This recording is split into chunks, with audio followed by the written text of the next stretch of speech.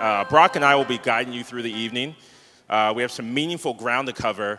It's our hope that this evening you guys leave with inspiration, and obviously the kind of inspiration that leads to action. So I want you guys to just take a quick inventory. Why are you here this evening?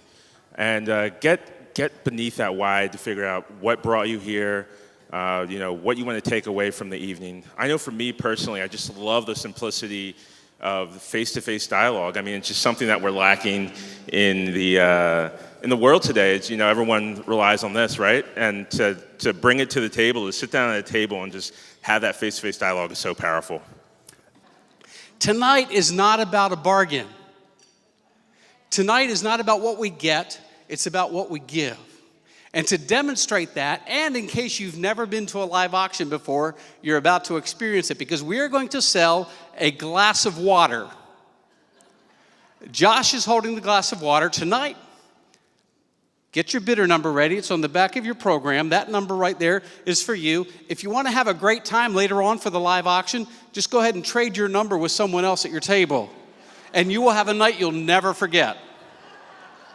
Right now, we're selling a glass of water to get started. Who'll give me $5 to start it? Let's raise some money. Give me 5, and now 10, 10, 10, 10, 10, and 15.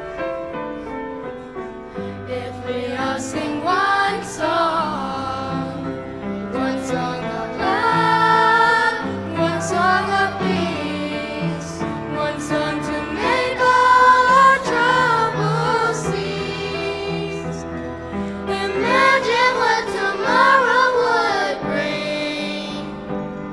Imagine what tomorrow would bring. If we all sing one song.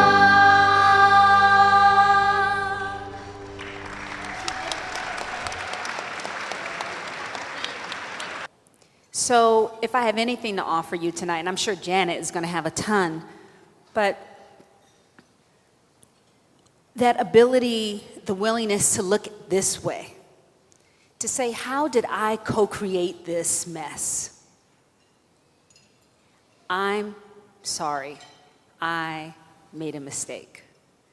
That's huge. And sometimes it takes a little while to wind our way through being right and being justified and being better to look here. Advoz has been so helpful at Garden Spot Middle School with training teachers and giving them the skills necessary to remember that teenagers, all kids, all of us, are really unfinished. We are not incomplete.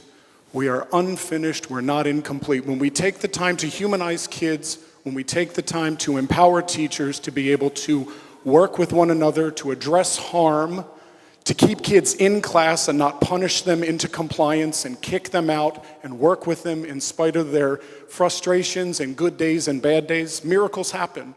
So when you're in this circle of equals, and together you're coming up with what can be done to restore. Solutions, yeah. Solutions. If you follow the medicine wheel, the first quadrant is, introductions and getting to know each other. The second quadrant is deepening relationships. The third quadrant is then identifying concerns, and the fourth quadrant is seeking solutions.